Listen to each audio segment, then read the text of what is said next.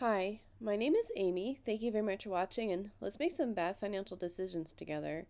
This is for entertainment purposes only, so if you're entertained, please like and subscribe. I really appreciate that.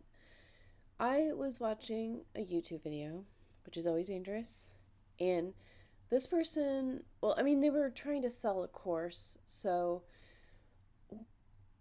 they were talking about you should borrow $100,000 with a small business loan, put that into a brokerage account like Interactive Brokers, where you can, with $110,000, you can have portfolio margin.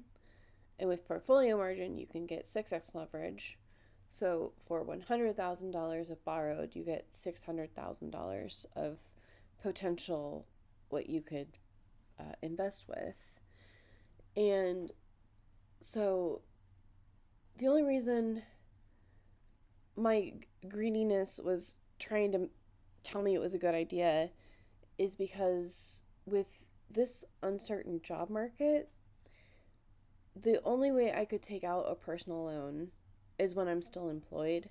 So, like, doing this while the times are good and setting it up, if it's a good idea, would be when to set it up and not when I've been notified that I've been laid off. So, like, the biggest problem with this, it's also, I looked at doing a HELOC, which is also a bad idea, but I only have like $3,000 of equity I could borrow, which is not enough for anything.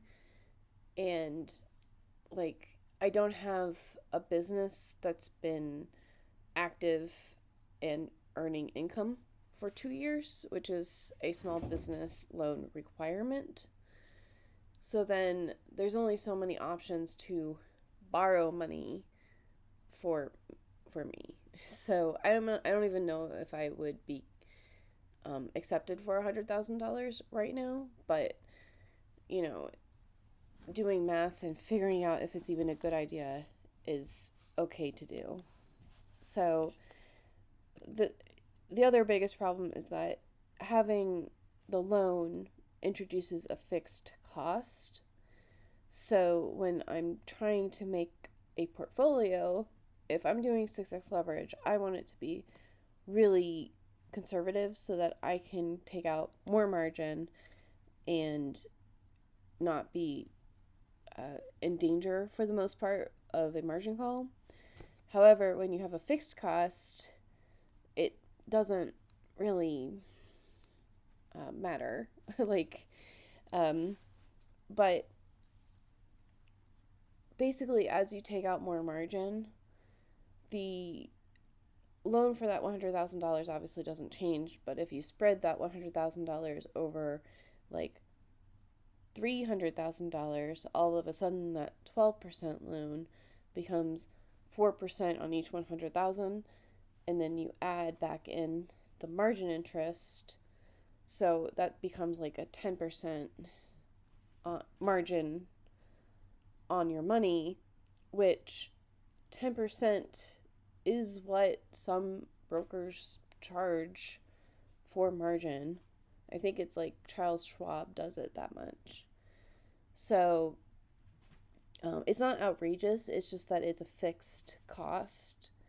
So if you borrow $0 and you have $100,000 and you try to make it into $600,000 in one fell swoop, then if you make less money, then you're not on the hook to pay off a loan on top of everything else.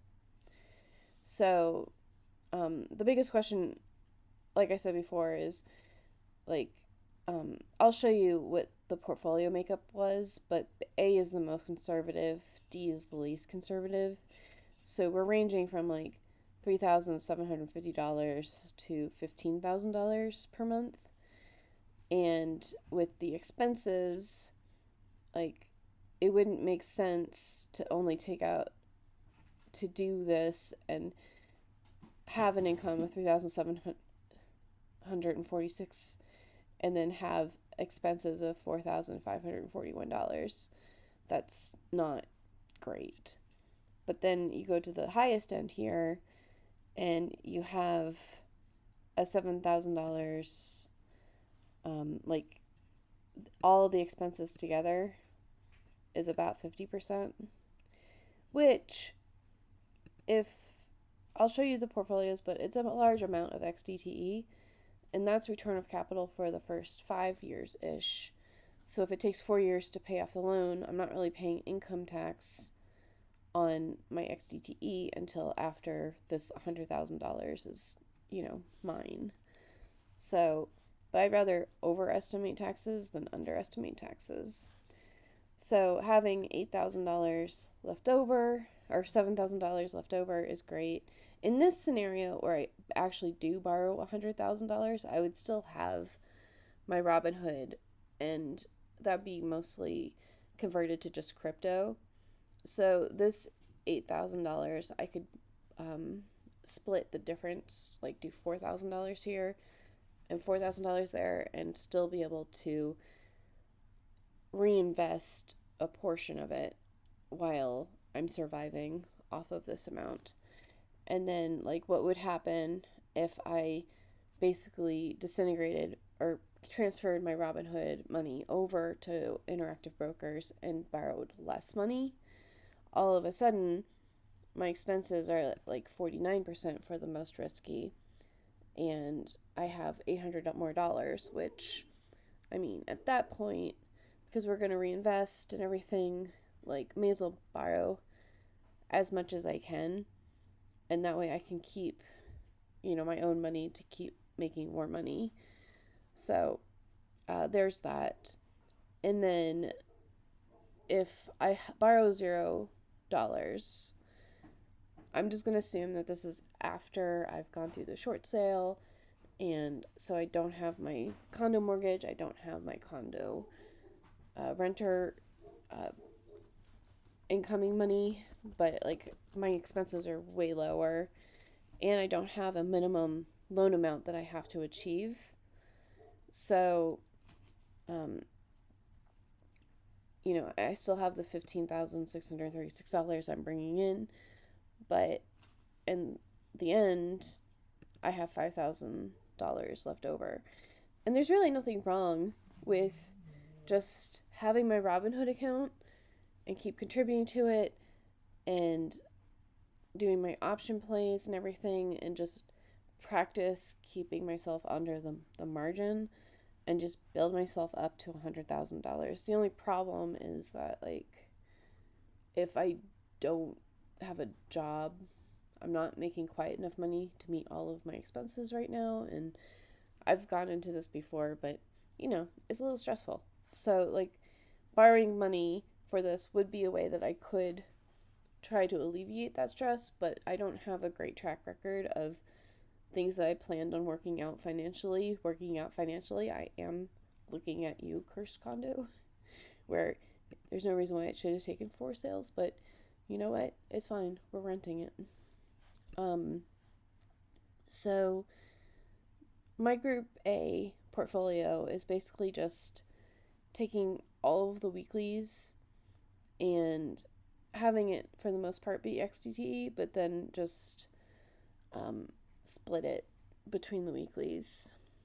And I like Feet and 5e more than YMAX and YMAG, but it is a monthly pair. And the reason why we would want to go with weeklies is that because they pay weekly, the portfolio doesn't drop as much, so you're not in as much of a danger of a margin call because you took a distribution. So the portfolio B would be like XDTE, YMAX, Feet, LFGY, and GBT, like just higher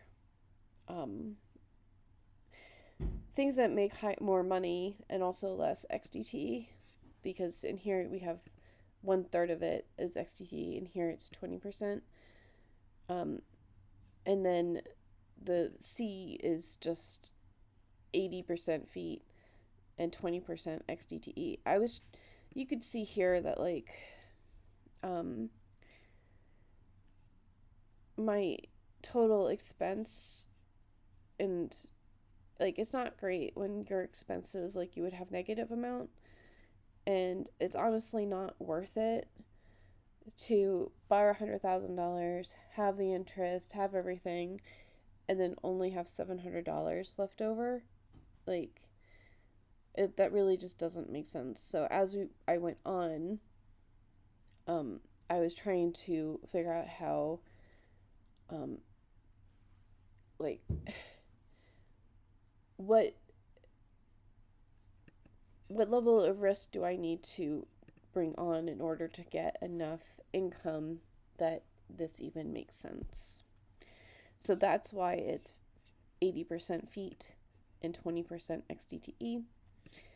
And I do like 5e and feet more than YMAX and YMAG because they are just tracking the momentum stocks, and there will always be something at Yield Max that has momentum. And I did use Yield Might quite a bit to figure out, like, if I had $100,000 to invest, what would I be getting? And then, like, LFGY, it's Bitcoin and it's a little, risky for this type of portfolio, but you do what you have to do. And so the last one would be 30% XDTE, 60% feet, and 10% Misty. And that's just, if you make more with one and you average the amount of yield that you have, I could have more XDTE, just like to begin with. And, the more money I have left over at the end of the month, I can reinvest more when times are good. And then hopefully, even in a stock market crash, I would have enough money from my income to pay off the minimum loan. So, like, in conclusion, this isn't as exciting. Once I ran all the numbers, I don't think at the moment that I want to have the obligation to pay off a loan on top of the interest, but it does motivate me and give me some context about what I would have to do once I reach $110,000. So now that I have a goal of $110,000 in my taxable brokerage account, because you watch all those YouTube videos about how your wealth explodes after $100,000, and I was thinking that, well, maybe not so much, because I'm going to try to claw some of my risk back and start, because then I'll have wealth to protect. But it will explode after $100,000 because I'll just open up a portfolio margin account and then all of a sudden turn my $100,000 into $500,000 and make it a more conservative account and build my wealth in a way that makes more sense, but also I have enough money in order to survive and also have leftover money. So that's the conclusion that I'm coming to from this. Hopefully, that's also the conclusion that you come to. It just seems there's leverage and you can work with leverage smartly. And like, it's not never, but like the question of should I use margin or not isn't as important as how much leverage should I take out and what is my risk profile and what am I comfortable with. So people generally recommend against borrowing in order to invest. But if you have a business, it's open for 2 years, you have the income, and you don't particularly need this money, but so like banks really like to let you borrow when you don't need the money. But if you can get it below like a 10% APR, then it might be more enticing to do this. But right now, with the uncertainty in the market and the uncertainty with my job, I don't want to have another obligation. So thank you all for letting me go through this, and I will talk to you all later. Bye.